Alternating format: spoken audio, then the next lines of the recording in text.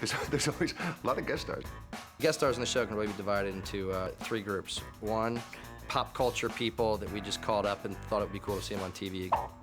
David Copperfield. That's like pop culture heroin for the writers, the fact that we can think of how odd it is to have those people's faces running around in your head and actually see them in front of you a day later.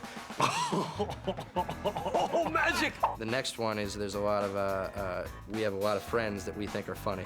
Woohoo! I got a tube in my penis. Third category for us is stunt casting. Stunt casting is trying to get someone who the network thinks is famous enough to bring in more ratings. Dick Van Dyke was kind of an idol of mine. Hey, Doc. To actually meet him was really a kick. Thank you for being you. Dick Van Dyke belongs in that category of people that made television be what television is. In the last 50 years, the culture has changed drastically, and comedy reflects that. This is a much faster pace, everything's abbreviated, it's a little harder edge. Do me a favor, will you, son? Grab that for me. Thanks. So it's something that an old hand like me has to get used to. Oh, season 2 was the Heather Locklear episodes, too. Heather made a beautiful, beautiful entrance.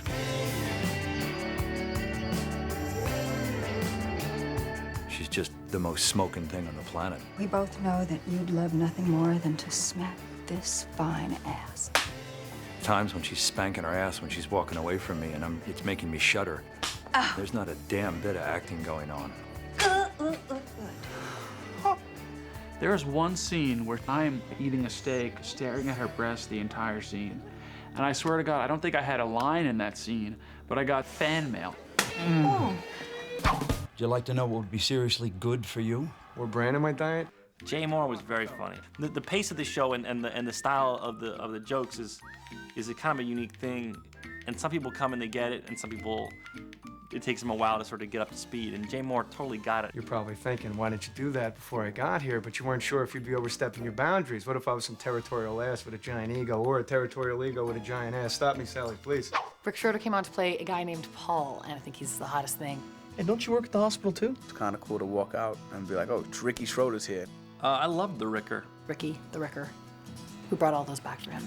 Sarah and I were talking about how we all had a crush on him for Silver Spoons. You know, we're all little girls. Oh my God. What?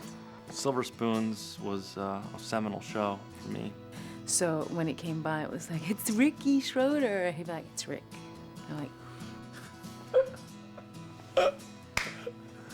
It's Rick now.